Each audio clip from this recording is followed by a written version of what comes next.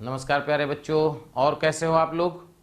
हम लोग स्टार्ट करते हैं। पिछली क्लास में बताया था कि इसको पढ़ेंगे, डबल इंडिकेटर टाइट्रेशन, द्विसूचक अनुमापन। तो डबल इंडिकेटर टाइट्रेशन क्या होता है, किस तरह का टाइट्रेशन है।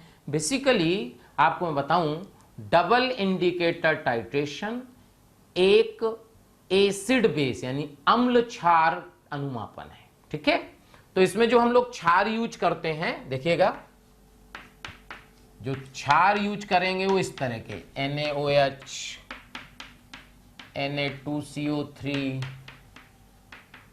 NaHCO3 ETC, इस तरह के क्षार यूज करते हैं। अम्ल आप HCl, H2SO4 कोई भी यूज कर सकते हो। क्लियर। NaOH क्या है, KOH भी ले सकते हैं, इसमें कोई ऐसा नहीं है। तो देखिए होता क्या है कि जैसे मान लीजिए ये आपके पास फ्लास्क है और इसमें आपके जो है बेटा NaOH, Na2CO3 और NaHCO3 पड़ा हुआ है। ठीक है, और हमने ब्यूरेट से अम्ल डालना शुरू किया इन द प्रेजेंस ऑफ सूचक, मतलब सूचक की उपस्थिति में। देखिए अम्ल डालना शुरू किया सूचक की उपस्थिति में। तो अब अपने को क्या करना है, सूचक कौन सा है। तो पहला पॉइंट है, पहला पॉइंट, यदि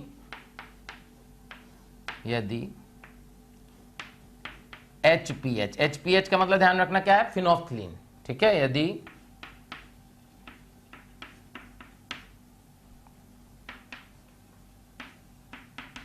फिनोफ्थलीन सूचक हो, फिनोफ्थलीन सूचक है भाई अपने पास। HPH शॉर्ट फॉर्म है, PH भी शॉर्ट फॉर्म उसी का है। अगर फिनोफ्थलीन सूचक है और आपने HCl से टाइट्रेशन कराया है, तो देखिए होता क्या है, कभी भी आप स्ट्रॉन्ग यानी कि प्रबल अम्ल मिलाओगे तो पहले प्रबल क्षार से अभिक्रिया करेगा। मतलब पहली अभिक्रिया जो हुई HCl की, वो बेटा हुई NaOH से, और ये चेंज हो गया NaCl प्लस वाटर। ये देखो पहली रिएक्शन। दूसरी रिएक्शन क्या हुई, HCl प्लस Na2CO3 से अभिक्रिया हुई और ये चेंज हो गया NaHCO3 प्लस NaCl में। ये देखो, ध्यान सुनना। अब होता क्या है कि सबसे पहले हमने ऊपर से HCl डाला तो HCl NaOH से रिएक्शन किया, ये NaOH पूरी तरह खत्म हो गया, और HCl जब Na2CO3 से रिएक्ट किया तो NaHCO3 आ गया, और इसके बाद सॉल्यूशन का कलर चेंज कर जाता है। यानी जब आप ऊपर से एक ड्रॉप HCl मिलाए, सॉल्यूशन खट से कलर बदल गया। अगर कलर बदल गया तो हम कहेंगे कि अंत बिंदु आ गया। लेकिन सोचो, जो सॉल्यूशन में NaHCO3 पड़ा था उससे तो अभिक्रिया ही नहीं हुई। क्यों? क्योंकि उसके पहले ही कलर चेंज हो गया। ये आपको याद रखना है कि उससे पहले ही कलर चेंज हो जाता है। अगर आप ये भूल गए तो फिर दिक्कत में आ जाइएगा। तो देखिए समझिए, यानी इस केस में जो HCl हमने मिलाया वो किससे किससे रिएक्ट किया, समझिए। HCl के मिली तुल्यांक होंगे बराबर NaOH के मिली तुल्यांक,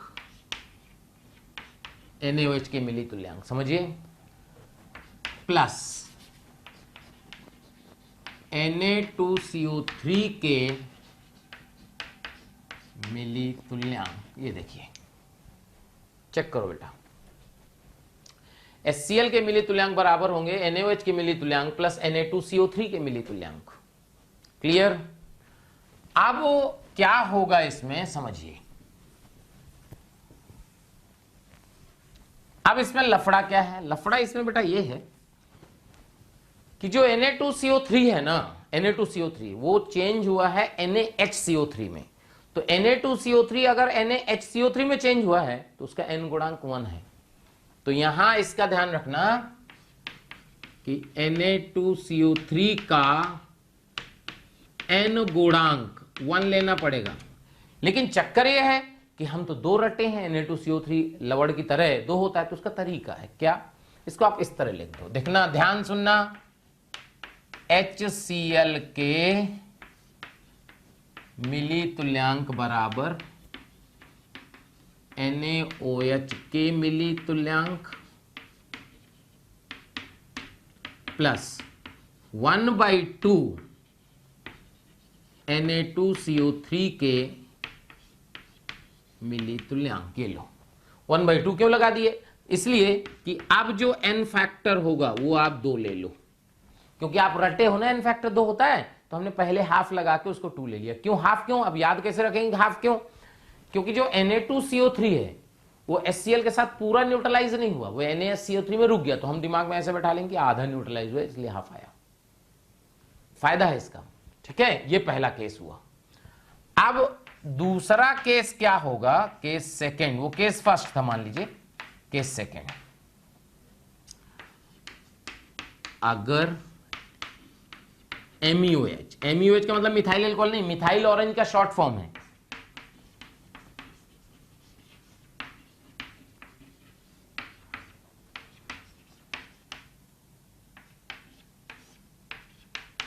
देखो अगर मिथाइल ऑरेंज सूचक हो तो क्या हुआ, नीचे आपके क्षार हैं, ऊपर से अम्ल मिला रहे हो, तो क्या होगा समझो, उसमें क्या होगा बेटा कि HCl का रिएक्शन NaOH से होगा, जिससे पूरा खत्म हो जाएगा।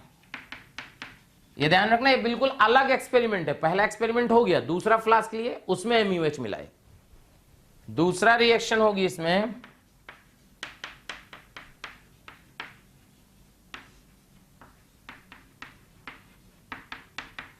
ये देखिए, ये है कंप्लीट न्यूट्रलाइजेशन Na2CO3 का। तो ये तो हुआ नहीं था ना, आधा ही हुआ था। और फिर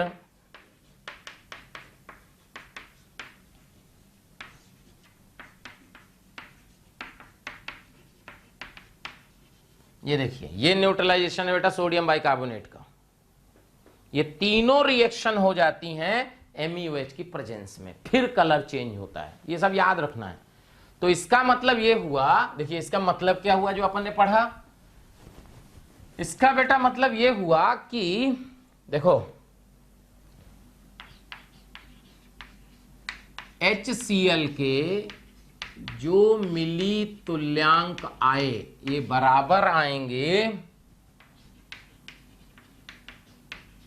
NaOH के मिली तुल्यांक प्लस Na2CO3 के मिली तुल्यांक प्लस NaHCO3 के मिली तुल्यांक। ये देखिए, ये तीनों के बराबर आएंगे। क्यों? अच्छा, इसमें ध्यान रखना, इसमें n फैक्टर 2 ही होगा, क्योंकि इसमें आधा तो हो नहीं रहा। ये है दूसरा केस, समझ में आया? क्योंकि जब तीनों अभिक्रिया अम्ल से कर लेंगे तब कलर चेंज होगा बेटा, ठीक है। अब आता है केस थर्ड। केस थर्ड क्या है? पूरा टाइट्रेशन जो है बेटा 3 केस में है। पहला केस फिनोल्फ्थालीन सूचक लिए, दूसरा केस मिथाइल ऑरेंज सूचक लिए, तीसरा समझिए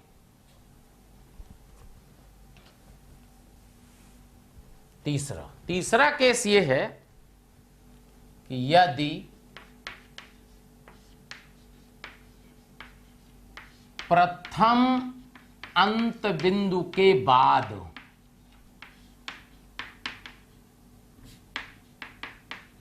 अभी वो प्रथम अंत बिंदु क्या है? ये है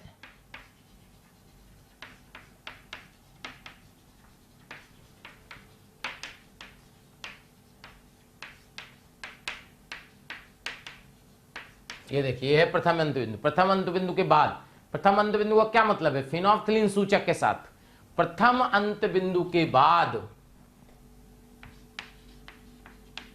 MeOH मिलाया जाए,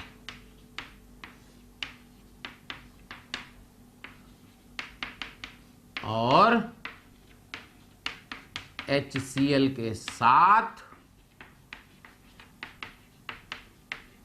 अनुमापन किया जाए। पहले इसको अच्छे से समझिए आप, इसका क्या मतलब है।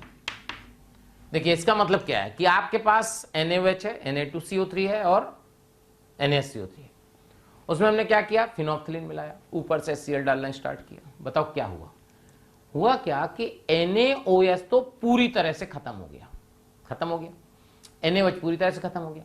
अब जब NaOH खत्म हो गया तो अब बचा क्या तुम्हारे पास, Na2CO3, NaSCO3, Na2CO3 HCl से रिएक्शन किया, क्या बना दिया, NaSCO3। यानी क्या अंत बिंदु में बीकर में NaSCO3 तो बचा है, लेकिन NaSCO3 दो प्रकार का। कैसे, एक बेटा जो पहले से पड़ा था और एक जो बन के आया, ये जो है दो प्रकार का NaCO3 है। और जब इसमें आप अब HCl मिलाओगे फिनोल्फथलीन के प्रेजेंस में तो ये सब रिएक्ट करेगा। यानी अब रिएक्शन जो होने वाली है वो समझिए,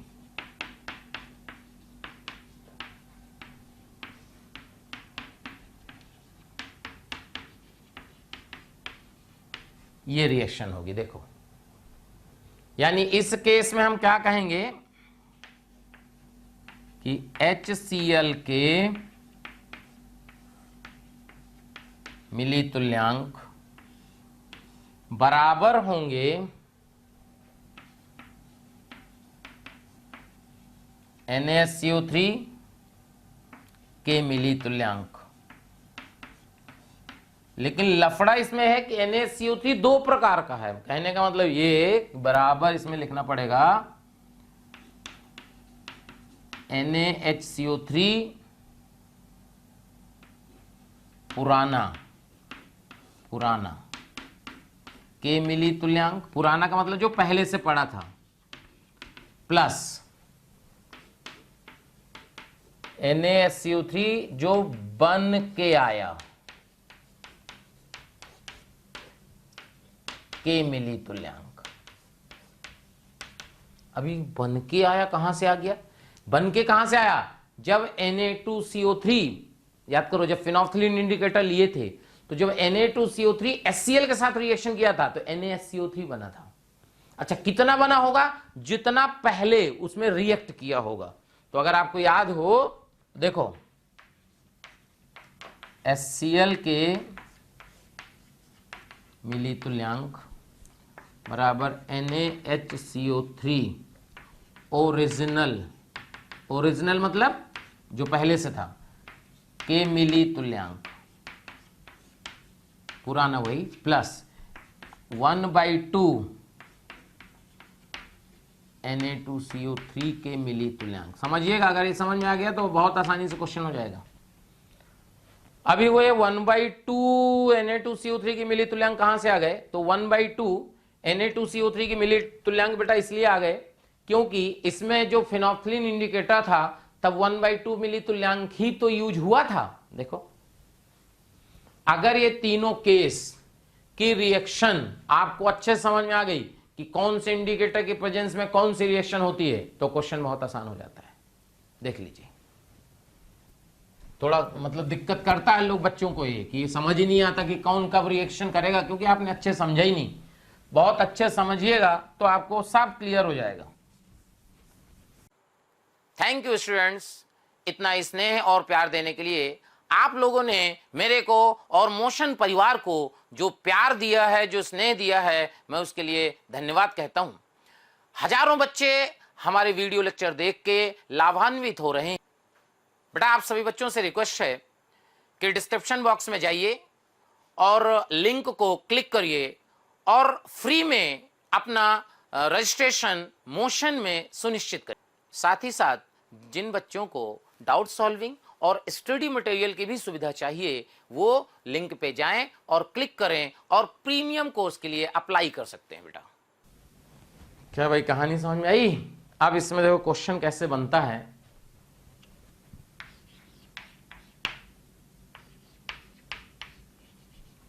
$25 ml विलियन में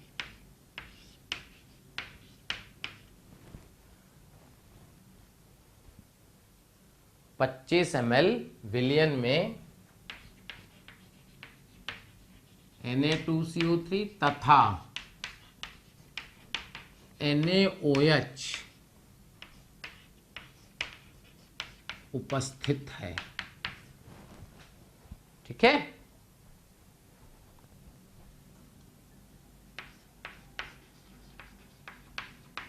फिनोफ्थलीन, फिनोफ्थलीन है भाई, फिनोफ्थलीन सूचक की उपस्थिति में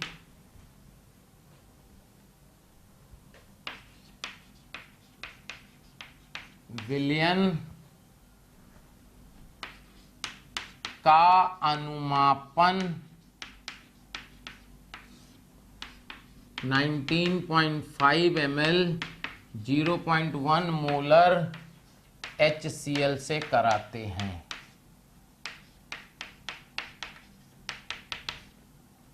देखो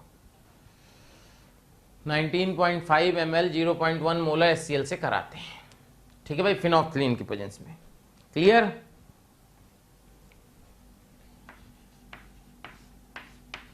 यही अनुमापन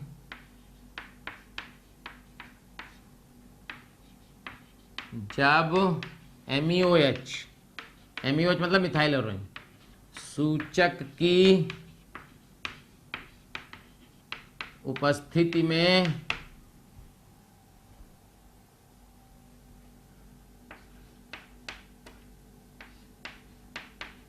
कराया जाता है तो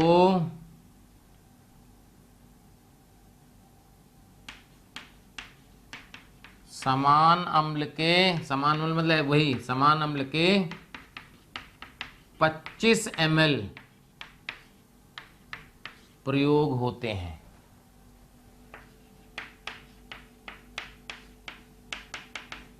ठीक है, Na2CO3 तथा NaOH का भार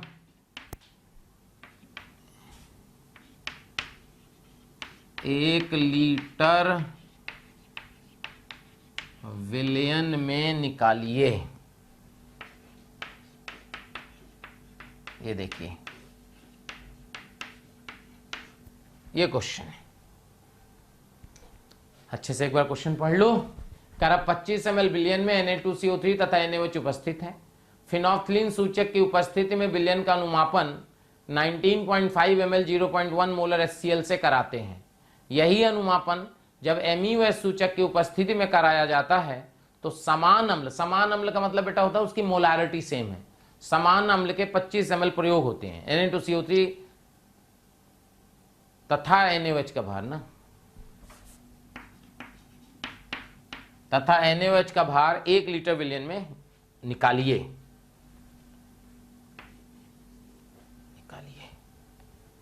क्लियर है? अब देखो इसका कैसे आंसर निकाला जाए। तो देखो सबसे पहले आपके पास क्या है, NaOH है, Na2CO3। जो आपको तरीका बताया जाए, क्वेश्चन नोट कर लो सब लोग, पहले जो आपको तरीका बताया जाए ना बस वही करना है, उसके अलावा कुछ नहीं करना है। ठीक है, बहुत आसानी से आंसर आएगा।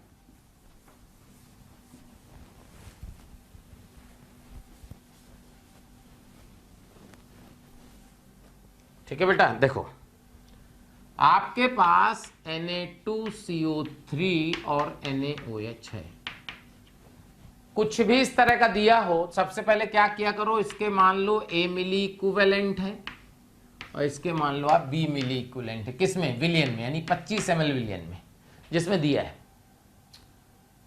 क्लियर है? कोई डाउट तो नहीं है? इतना मान लो। अब पहला क्या, फिनोफ्थलीन इंडिकेटर की प्रेजेंस में बात करेंगे।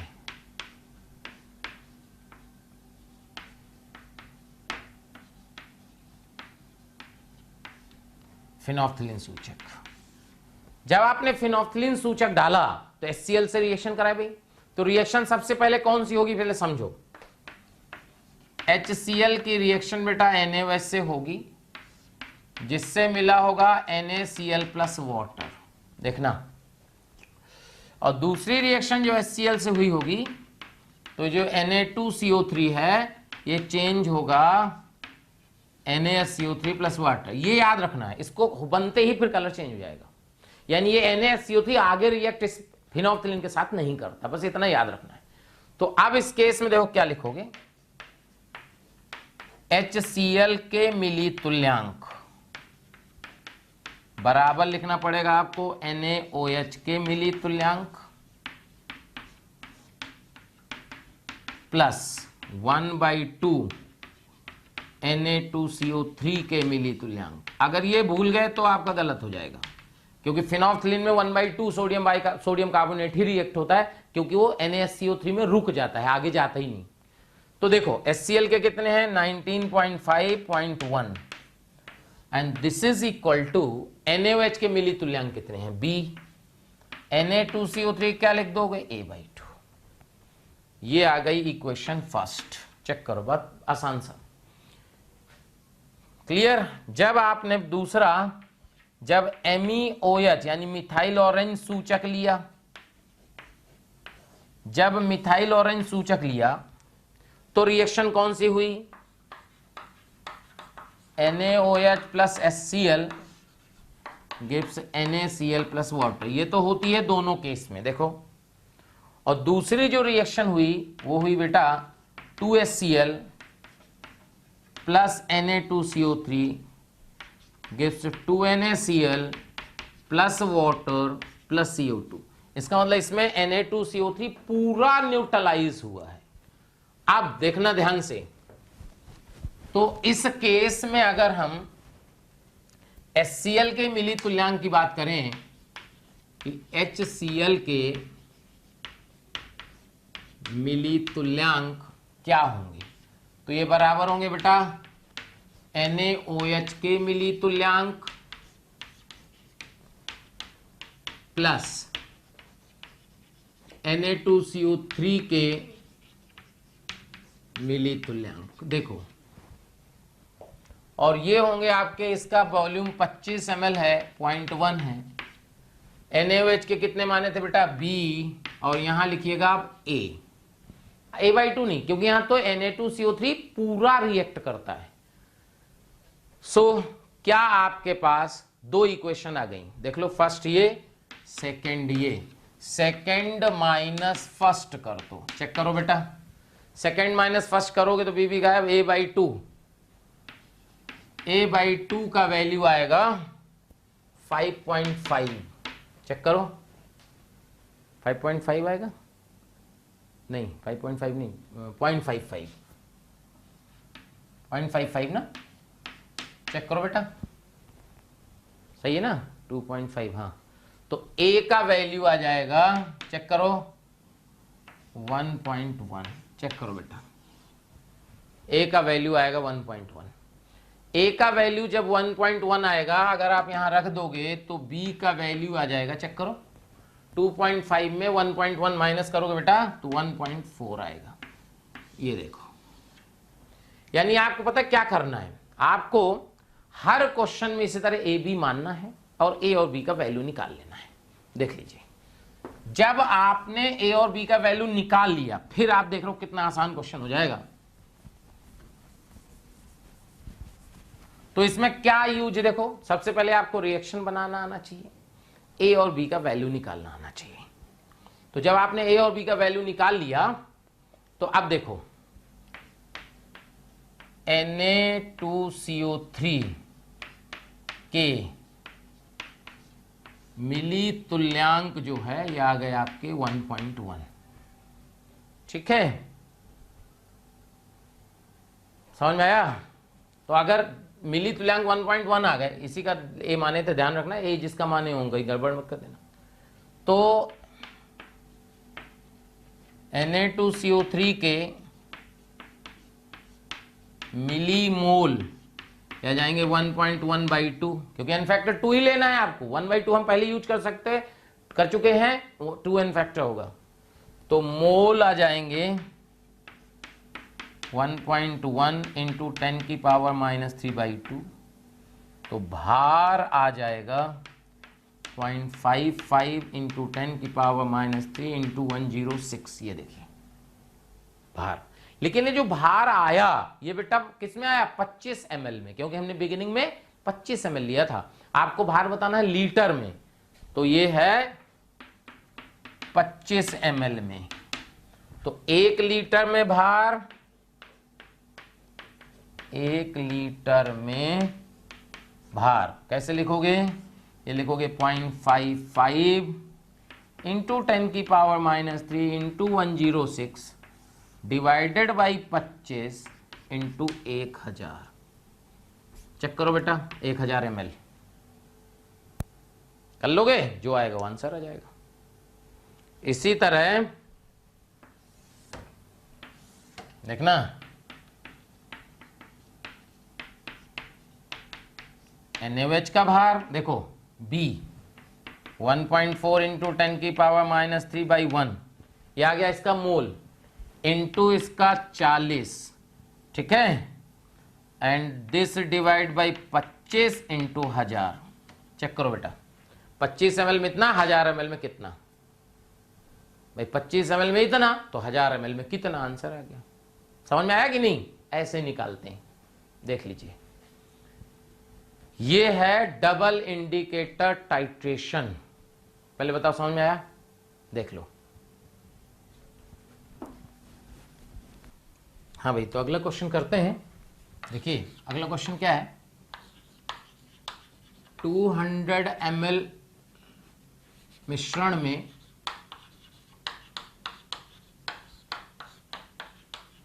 NaOH तथा Na2CO3 उपस्थित हैं, ठीक है।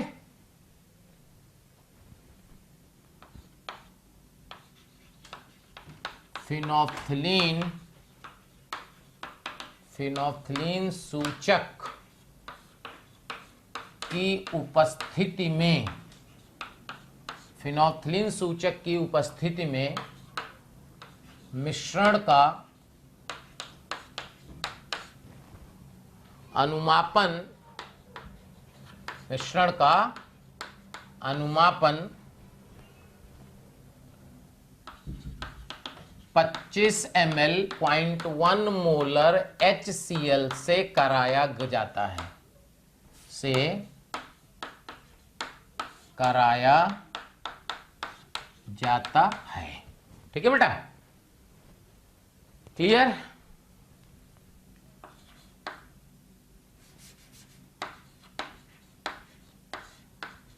प्रथम अंत बिंदु के बाद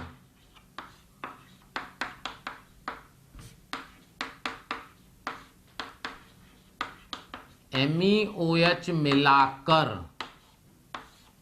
MEOH मिलाकर दोबारा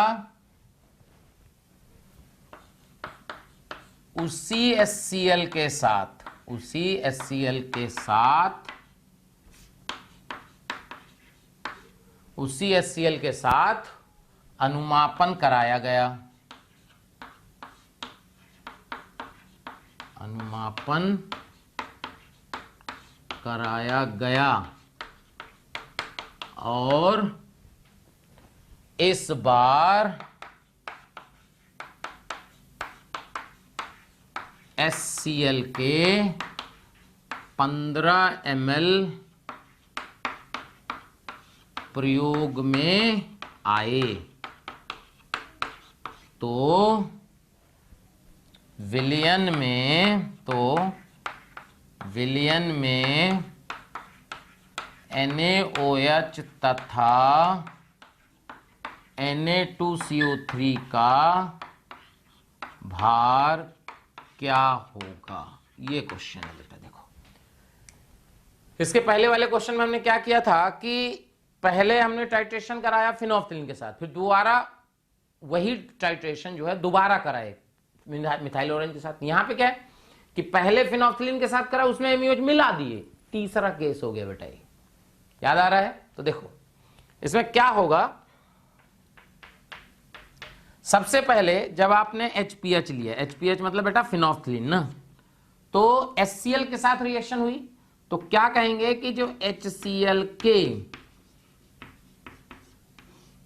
मिली तुल्यांक है ये बराबर होगा, देखो NaOH के मिली तुल्यांक प्लस 1/2 Na2CO3 के मिली तुल्यांक। ये देखो प्यारे बच्चों, बहुत सारे बच्चों के कमेंट आ रहे हैं ना कि आप इस टॉपिक पे वीडियो बनाइए। तो मैं बच्चों आपको बताना चाहता हूं कि ऐसा हो सकता है कि वो वीडियो ऑलरेडी चैनल में पड़ा हो। उसके लिए आपको करना क्या है कि मोशन के चैनल को सब्सक्राइब करना है और बेल आइकन को हिट करना है, जिससे आपके कोई भी नोटिफिकेशन मिस ना हो। हम कोशिश करेंगे कि आपकी जो डिमांड है मोशन परिवार पूरी करे। याद आ रहा है? 1/2 याद रखना फिनोल्फथालीन के साथ। यानी अगर हम इसका जो है NaOH का वही A मान लें और इसका B मिली तुल्यांक मान लें, ठीक है, मिली इक्विवेलेंट।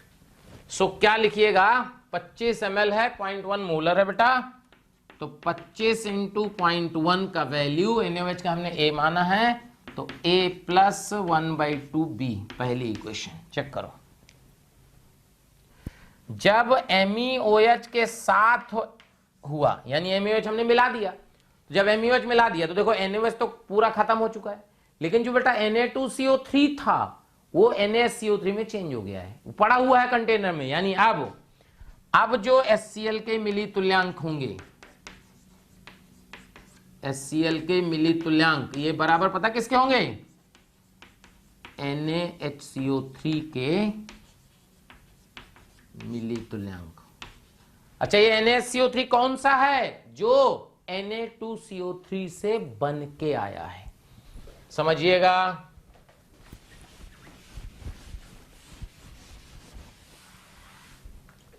यानी इसमें आप 15 ml यूज हो रहा था बेटा, तो 15 × दिस इक्वल टू क्या यहां लिखोगे? 1/2 Na2CO3 के मिली तुल्यांक। पहले ये लिखना अगर आपको आ गया तो हो गया काम। NaSCO3 ये वो है जो पहले केस में Na2CO3 रिएक्ट करके आया। तो पहले केस में जब फिनोल्फथालीन इंडिकेटर लिए थे तो Na2CO3 कितना रिएक्ट किया था? 1/2 Na2CO3 के मिली तुल्यांक। देखो तो यहां से बेटा 1.5 का वैल्यू आएगा B/2, तो यहां B का वैल्यू आ जाएगा 3। ये देखो, अब अगर हम वहां जो पहली इक्वेशन थी 2.5 = A + B/2, B/2 का वैल्यू 1.5 रख दें तो A का वैल्यू कितना आ जाएगा? 1। चेक करो, और एक बार A और B आ गया फिर क्या है, फिर तो चाहे जो निकाल लो। देखो अच्छा, इसमें बिलियन में ही पूछा है, 1 लीटर में पूछा नहीं है, तो डायरेक्ट भार जो आएगा वही आंसर हो जाएगा। देखो कैसे, क्या करिए, आप लिखिए NaOH का भार, डायरेक्ट लिखेंगे। देखो कैसे, NaOH के मिली तुल्यांक क्या माने थे? A, तो A × A/1 हो गया मिलीमोल, 10⁻³ हो गया बेटा इसका मोल, इनटू इसका अणुभार 40। ये देखो क्लियर, तो ये आ गया 4 × 10⁻² ग्राम। ये देखो Na2CO3 का भार, अगर Na2CO3 की भार की बात करें कि Na2CO3 का भार क्या होगा, तो Na2CO3 का जो भार होगा वो आएगा, देखो B/2, B इसके मिली तुल्यांक थे, /2 की मिली मोल आया, इंटू 10⁻³ कर दिए तो इसका आ गया मोल, इंटू 106 कर दिए तो आ गया भार। B का वैल्यू रख देना, 3 है, तो यहां से सॉल्व कर लेना, जितना भी आएगा आंसर आ जाएगा। ठीक है बेटा, पहले बताओ समझ में आया कि नहीं? देख लो ये क्वेश्चन है, इसमें कहानी समझ में आई? पक्का देख लीजिए। तो ये जो है इस तरह से जो है हम लोग डबल इंडिकेटर टाइट्रेशन पढ़ते हैं। बहुत सारा क्वेश्चन आपको शीट में मिलेगा, आप शीट से भी कर सकते हैं डबल इंडिकेटर टाइट्रेशन, ठीक है। और बढ़िया से आप टाइट्रेशन समझ में आ रहा है क्या करना है, बस ये आप क्या करना है इसमें। देखो सबसे इंपॉर्टेंट पॉइंट क्या है, फिर मैं आपको रिवाइज करा दूं। सबसे इंपॉर्टेंट पॉइंट बेटा इसमें सबसे इंपॉर्टेंट पॉइंट है कि अपने को 3 केस हैं, केस 1, केस 2, केस 3। केस 1 में क्या होता है कि फिनोल्फथालीन इंडिकेटर होता है, बस याद के रखना है। अगर NaOH है तो पूरी तरह खत्म हो जाएगा, अगर Na2CO3 है तो फिनोल्फथालीन सूचक की उपस्थिति में Na2CO3 NaHCO3 पे रुक जाता है और कलर चेंज हो जाता है। और अगर पहले से NaHCO3 पड़ा था तो फिनोल्फ्थालीन की उपस्थिति में हम HCl का रिएक्शन NaHCO3 से नहीं कराते। क्यों? क्योंकि उसके पहले ही कलर चेंज हो जाता है। बात समझ में? तो जब फिनोल्फ्थालीन सूचक लोगे तो जो HCl के मिली तुल्यांक होंगे, समझिएगा, जो HCl के मिली तुल्यांक होंगे वो बराबर होंगे NaOH के मिली तुल्यांक प्लस Na2CO3 के मिली तुल्यांक। लेकिन Na2CO3 का यहाँ n फैक्टर 1 है और हम लोग हमेशा रटे हैं कि Na2CO3 का n फैक्टर 2 है, तो उसको सेटिस्फाई करने के लिए हमने एक तरीका निकाल लिया कि उसमें क्या किया करो कि कभी भी फिनोल्फ्थालीन इंडिकेटर हो और Na2CO3 यूज किया गया हो तो उसको ऐसे लिख दो 1/2 Na2CO3 के ग्राम तुल्यांक मिली तुल्यांक और n फैक्टर 2 ले लो। क्यों? 2 बैलेंस कर गया ना बेटा। अच्छा, हाफ क्यों याद कैसे रखें? क्योंकि Na2CO3 पूरा का पूरा इसमें न्यूट्रलाइज होता ही नहीं है। Na2CO3 कहां जाता है? NaHCO3 में। ये पहला केस है। दूसरा केस क्या है? Methyl orange indicator. Methyl orange बहुत आसान है। क्यों? क्योंकि सब सारे बेस HCl से रिएक्ट कर जाते हैं, तब जाके HCl इंडिकेटर से रिएक्ट करके कलर चेंज करता है। यानी HCl के मिली इक्विवेलेंट सबके पहले लिख के बराबर करके, मतलब कि HCl के मिली तुल्यांक बराबर NaOH के मिली तुल्यांक प्लस Na2CO3 के मिली तुल्यांक प्लस NaSCO3 के मिली तुल्यांक, सबके जोड़ो बराबर करो तब आंसर आएगा। समझ में आया? तीसरा केस ये है कि जब आपने पहला टाइट्रेशन किया फिनोल्फ्थालीन की प्रेजेंस में, कलर बाय दिया, तो फ्लास्क में MUH, उसी फ्लास्क में MUH मिला दो और फिर ऊपर से टाइट्रेशन स्टार्ट कर दो। ये तीसरा केस है। अगर आपको लिखना तीनों रिएक्शन आगे लिखना, अगर आपने तीनों रिएक्शन अच्छे से लिख ली तो आप समझो काम हो गया, मतलब आपका आंसर सब आ जाएगा टोटल। क्या उम्मीद करूं भाई कि सीख गए हैं आप? नहीं, एक बार पढ़िए अच्छे से, आएगा। मतलब ऐसा नहीं है कि नहीं आएगा, आप कोशिश करेंगे तो जरूर आएगा। मतलब इसमें ऐसा नहीं है कोई बहुत टफ चीज है जो आपको नहीं आएगी, क्या समझे? कोशिश करिएगा तो आ जाएगा। क्या बात समझ में आ रही है? देख लीजिए। तो जो है पढ़ने वाले हम लोग कठोर जल तथा मृदु जल। ठीक है बेटा? सो आज हम लोग जो है कठोर जल और मृदु जल के बारे में बात करेंगे।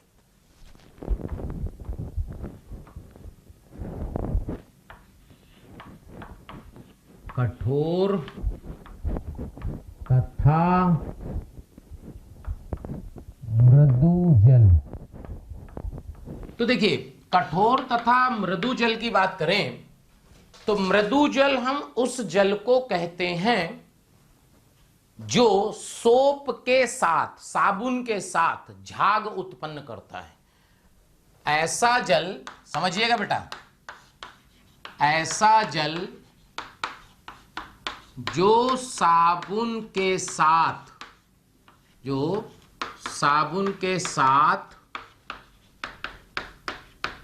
झाग बनाता हो उसे मृदु जल कहते हैं। मृदु जल कहते हैं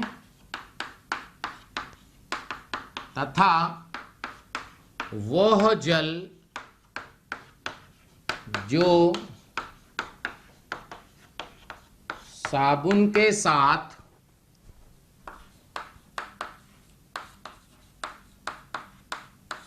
झाग नहीं बनाता उसे कठोर जल कहते हैं। पहले बताओ, समझ में आया? ऐसा जल जो जल के साथ, जो ऐसा जल जो साबुन के साथ झाग बनाता हो, झाग समझते हो ना बेटा? ठीक है, उसे हम क्या कहते हैं? मृदु जल। और जो झाग नहीं बनाता उसे कठोर जल। ये देखिए। अच्छा, अब क्या होता है ऐसा झाग क्यों नहीं बनाता? तो इसके लिए पढ़ते हैं हम लोग हार्डनेस ऑफ वाटर, जल की कठोरता। जल की कठोरता। जो हार्डनेस ऑफ वाटर होता है बेटा, दो तरह का होता है। जल की कठोरता दो तरह की होती है। ठीक है? एक होता है परमानेंट हार्डनेस, एक टेम्परेरी हार्डनेस। ठीक है? एक होता है आपका टेम्परेरी हार्डनेस, ठीक है, और एक परमानेंट, यानी कि अस्थायी कठोरता और स्थायी कठोरता। तो पहला है अस्थायी कठोरता।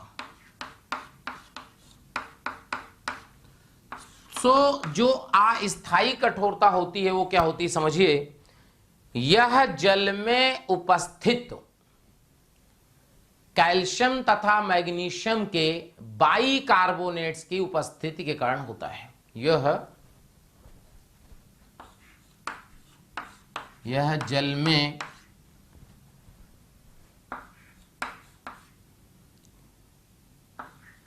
कैल्शियम तथा मैग्नीशियम के बाइकार्बोनेट्स का मतलब ये होता है बाइकार्बोनेट्स की उपस्थिति के कारण होता है। समझिएगा बेटा,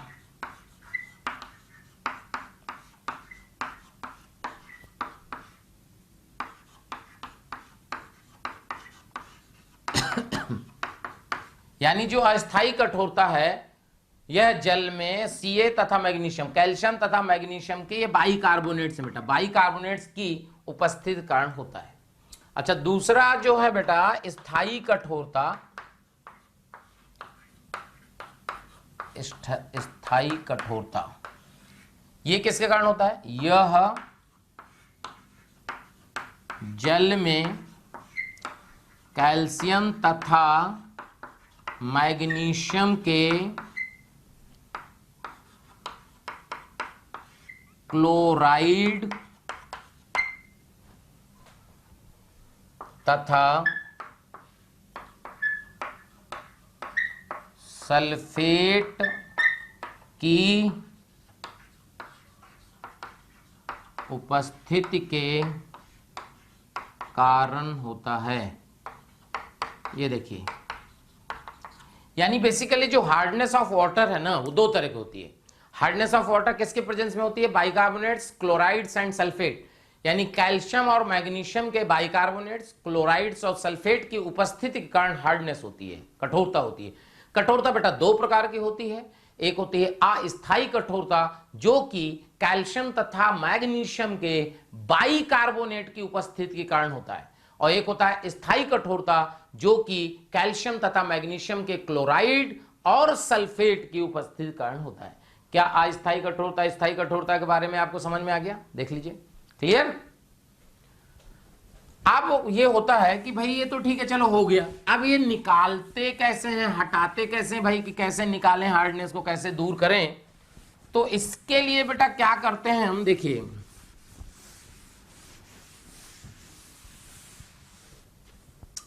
इसका होता है सॉफ्टनिंग ऑफ वाटर, जल का मृदुलीकरण।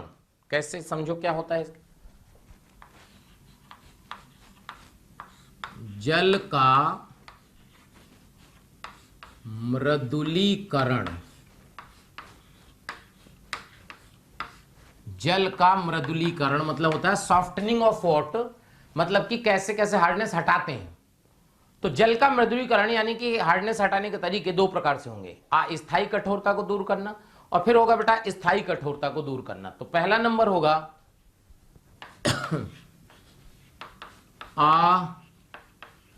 अस्थायी कठोरता को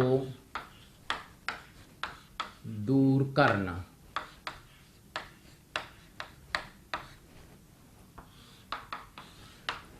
अस्थायी कठोरता को दूर करना होता क्या है आपको बताऊं, जो कैल्शियम और मैग्नीशियम के बाइकार्बोनेट्स होते हैं वो जल में क्या होते हैं, विलेय होते हैं, मतलब सॉल्युबल होते हैं, ठीक है।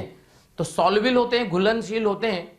तो घुलनशील होते हैं तो आपको क्या करता है, घुलनशील है तो आप अलग नहीं कर सकते, तो उनको क्या करता है आपको कि अवक्षेप में कन्वर्ट करना पड़ता है, परिवर्तित करना पड़ता है उन्हें अवक्षेप में। और एक बार बेटा अवक्षेप आ गया तो आप छन्ना लगा के उसको बाहर फेंक दीजिए। देखिए पहला नंबर है, पहला ए पार्ट, उबालने से।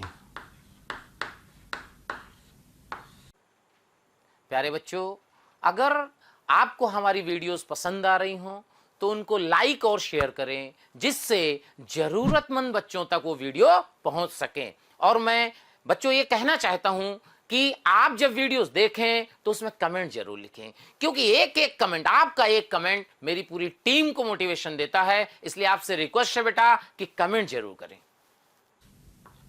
उबालने से, देखिए मतलब बॉइलिंग, फ्रॉम बॉइलिंग। सो कैसे, देखिए जैसे आपके पास बेटा कैल्शियम बाइकार्बोनेट है, इसको हम क्या करेंगे, हीट कर देंगे। देखो हीट कर देंगे तो क्या हो जाएगा, ये calcium carbonate plus CO2 plus water में चेंज, और ये बेटा क्या होता है, अवक्षेप होता है। तो यानी आपने क्या किया कि ये सॉल्युबल था यानी घुलनशील था, उसको अघुलनशील में कन्वर्ट कर दिया, और जो अघुलनशील है उसको छन्ना लगा के बेटा छान लेंगे, कपड़े से छान लेंगे, हो गया। देखो तो ये उबालने से हो गया। दूसरा जो है इसमें क्लार्क विधि, क्लार्क विधि। तो क्लार्क विधि क्या होता है, इसमें क्लार्क्स रिएजेंट भी आएगा। क्या आएगा बेटा, क्लार्क्स रिएजेंट, क्लार्क। तो इसमें क्या होता है, CaO और CaOH का होल ट्वाइस, ये होता है क्लार्क्स रिएजेंट, क्लास का अभिकर्मक। ठीक है भाई। तो कैसे हम लोग हटाते हैं, देखो जो आपके पास कैल्शियम बाइकार्बोनेट है बेटा, उसका रिएक्शन आप क्या करो, CaO से कर दो। तो CaO से करोगे तो ये बन जाएगा 2CaCO3 का अवक्षेप और वाटर अलग हो जाएगा, ये देखिए। या फिर अगर हम CaHCO3 होल ट्वाइस में अगर मान लीजिए कैल्शियम हाइड्रोक्साइड मिला देते हैं, तो यहां से ये देखिए साथ में क्या होगा, 2H2O हो जाएगा, देखिए, और ये अवक्षेप हो गया। तो अवक्षेप जो बनता है उसे छन्ना लगा के छान लेते हैं लोग, हार्डनेस दूर हो गई। क्या समझ में आया क्लार्क्स विधि। तीसरा मेथड है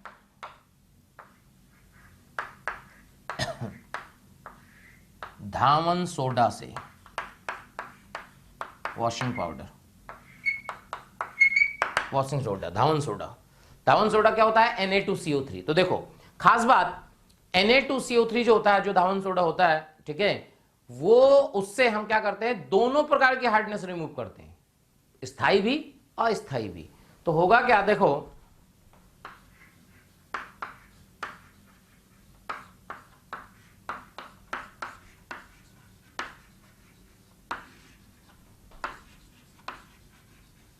ये अवक्षेप हो गया और ये सोडियम बाइकार्बोनेट में कन्वर्ट हो गया, तो ये अवक्षेप अलग कर दिए, लो अलग हो गया। देखो ये है धावन सोडा से आप कैसे टेम्पररी हार्डनेस रिमूव करते हैं, अस्थायी कठोरता। क्या भाई बात समझ में आ रहा है, देख लीजिए।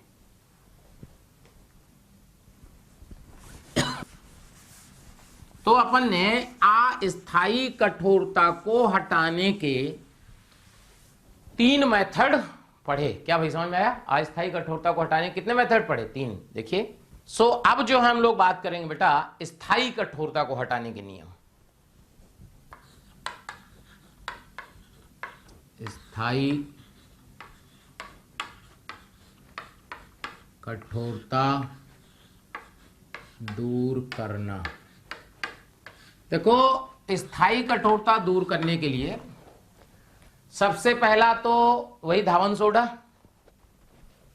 सबसे पहला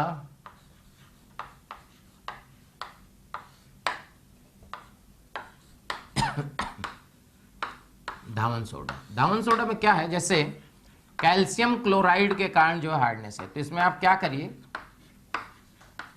Na2CO3 मिलाइए, जिससे कैल्शियम कार्बोनेट और NaCl, ये देखो ये छन्ना लगा के बाहर कर देंगे, PPT, अवक्षेप आ गया। देखो ये है धावन सोडा।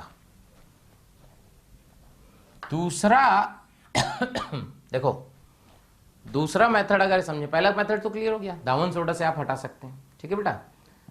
दूसरा जो मेथड है वो है ion exchange method, ion exchange method. Clear.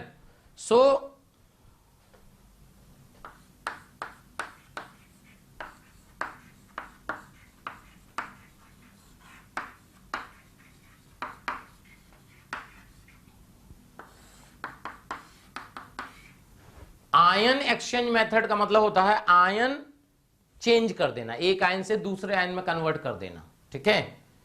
Ion exchange method में देखो क्या होता है, समझना। जैसे मान लीजिए Ca+2 के कारण हार्डनेस है, सपोज हमने कहा कैटायन के कारण हार्डनेस है, तो आपको बेटा कोई ऐसा रिएजेंट लेना पड़ेगा जो Ca+2 की जगह कोई और आयन आ जाए। आयन एक्सचेंज मतलब आयन बदल जाए। सो जैसे यहां हम क्या करेंगे, यहां कोई RH कंपाउंड लेंगे, अम्लीय अभिकारक है। क्या है? अम्लीय अभिकर्मक।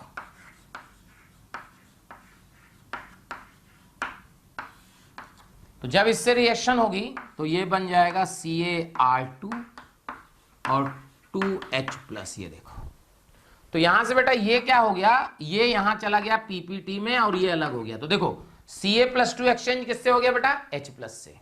देखो, तो ये हो गया आयन एक्सचेंज मेथड। अगर मान लीजिए कि हार्डनेस एनायन के कारण है, सपोज ऐसा भी तो हो सकता है कि हार्डनेस जो है ऋणायन के कारण हो। तो अगर हार्डनेस ऋणायन के कारण है तो देखो मान लीजिए Cl- के कारण हार्डनेस है, ठीक है, तो इसमें हम कोई क्षारीय अभिकारक मिलाएंगे, क्षारीय अभिकर्मक। तो यहां से हो जाएगा बेटा RCl, ये हो गया अवक्षेप, और ये OH- अलग हो गया। देखो समझ में आया? तो आयन एक्सचेंज समझ में आ गया, देख लीजिए, क्लियर। फिर आता है इसमें अगला परम्यूटेट विधि। परम्यूटेट विधि, देखो परम्यूटेट विधि, परम्यूटेट विधि, क्लियर। इसमें हम लोग यूज करते हैं, क्लियर करो, सोडियम जियोलाइट, उसी को परम्यूटेट बोलते हैं। और ये परम्यूटेट क्या होता है समझो, परम्यूटेट होता है Al2Si2O8.XH2O, इसी को बोलते हैं जियोलाइट। ये देखो जेड, ठीक है, जियोलाइट ये है। परम्यूटेट होता है सोडियम जियोलाइट, यानी कि देखो Na2Z, यह है सोडियम जियोलाइट। इसका रिएक्शन अगर हम CaCl2 से कराएं, जिसके कारण हार्डनेस है, इसके कारण हार्डनेस है ना, परमानेंट हार्डनेस, तो देखो क्या होगा, यहां से बन जाएगा CaZ और NaCl। ये लो, ये अलग हो गया, ये देखो छन्ना लगा के बाहर। यह है परम्यूटेट विधि, क्लियर। फिर आता है बेटा इसमें काल्गन की विधि। काल्गन की विधि, तो ये क्या होता है, इसमें काल्गन से रिएजेंट होता है, काल्गन का अभिकारक अभिकर्मक Na2PO3(6), इसको बोलते हैं हेक्सा सोडियम मेटाफॉस्फेट। क्या बोलते हैं इसको?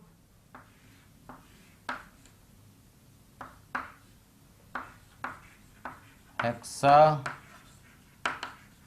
Sodium metaphosphate. ये देखिए, क्लियर। और इसको जो है आप ऐसे लिख सकते हैं, देखो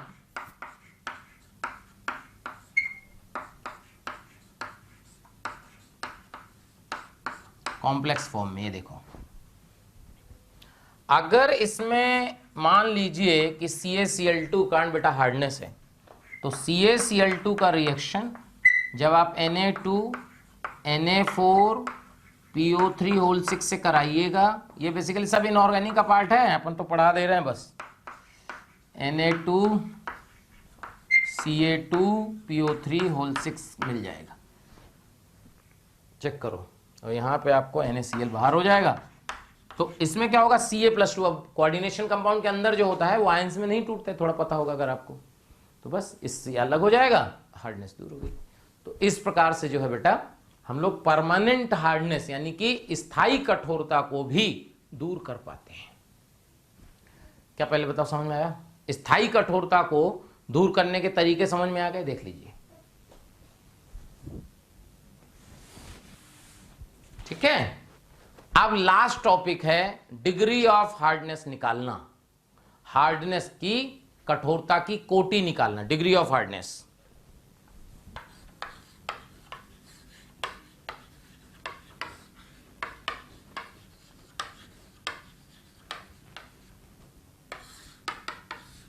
डिग्री ऑफ हार्डनेस,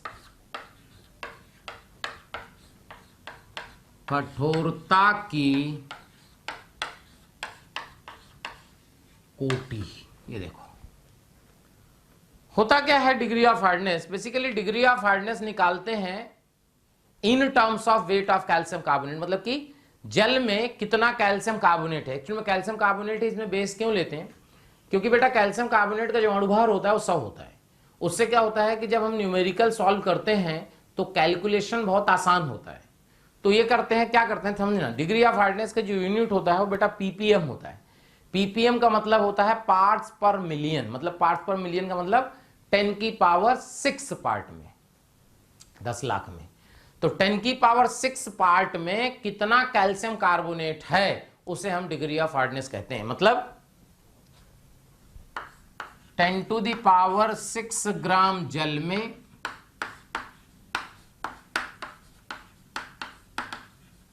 उपस्थित कैल्शियम कार्बोनेट का भार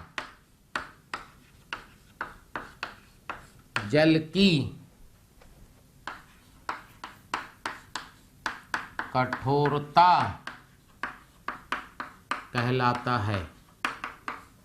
मतलब कि अगर आपको जल की कठोरता निकालनी है तो दिस इज इक्वल टू, क्या लिखिएगा, कैल्शियम कार्बोनेट का भार बटे जल का भार इंटू 10 की पावर 6 और यूनिट होता है पीपीएम, पार्ट्स पर मिलियन। ये देखिए, क्या भाई बात समझ में आ रही है, देख लो। अब होता क्या है, कभी कोई क्वेश्चन आता है ऐसा कि उसमें कैल्शियम कार्बोनेट है ही नहीं, तो कैसे निकालते हैं फिर हार्डनेस। देखिए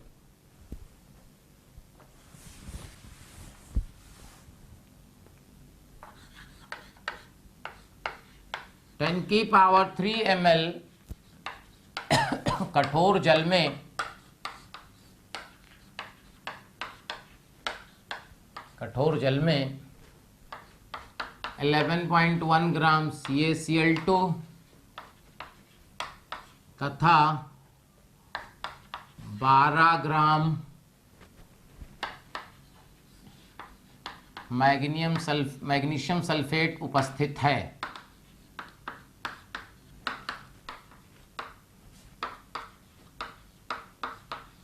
जल की कठोरता क्या होगी, इस तरह का क्वेश्चन आया। देखिए एक बात समझिए, जैसे इसमें कह रहा है CaCl2 और मैग्नीशियम सल्फेट दोनों कारण हार्डनेस है, जिनके कारण हार्डनेस है, समझिएगा करना क्या है, क्या तरीका है, क्योंकि जल जो हार्डनेस निकालने का तरीका है वो तो बेटा कैल्शियम कार्बोनेट से है। तो करना क्या होता है, जिनके कारण भी हार्डनेस होती है ना, calcium bicarbonate, magnesium bicarbonate, calcium chloride, magnesium sulphate, खास बात सबका एन फैक्टर 2 है।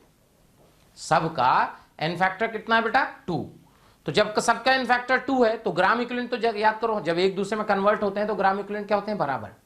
तो आपको क्या करना होता है, आपको जल में जिनके कारण हार्डनेस है उनको इक्विवेलेंट, तुल्य बराबर करते हैं किसके, कैल्शियम कार्बोनेट के। मतलब कुछ एक लाइन में समझो, जिनके जिनके कारण हार्डनेस है ना बेटा, उनके मोल निकाल लो। क्या निकाल लो, मोल। और जितने मोल वो आएंगे उतने ही मोल बराबर कर दो कैल्शियम कार्बोनेट के। तो सीधा सा कॉन्सेप्ट ये है कि जैसे अपन ने कहा कि इसके कारण हार्डनेस है, इसके कारण हार्डनेस है, तो जिनके जिनके कारण हार्डनेस है उनके मोल निकाल लो और कह दो कि अगर इनको हटाना है तो इतने ही मोल कैल्शियम कार्बोनेट होने चाहिए। तो जैसे देखो CaCl2 के मोल इक्विवेलेंट टू कैल्शियम कार्बोनेट के मोल,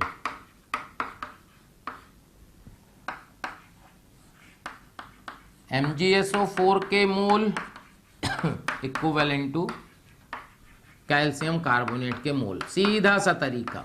तो देखो, तो कैल्शियम कार्बोनेट इसके मोल कितने हैं, CaCl2 के कितने आएंगे बेटा, 11.1 बाई 111.1 12 बाई मैग्नीशियम सल्फेट 96 और 24 120.2 देखो, यानी कुल कैल्शियम कार्बोनेट के जो मोल आए वो आ गए 0.1 plus 0.1 0.2। Clear? So calcium carbonate का भार जो आया वो आया बेटा 0.2 इंटू 10 की पावर 2। 100 होता है ना, तो यहां से आ गया 20 ग्राम। चेक करो। सो कठोरता की कोटि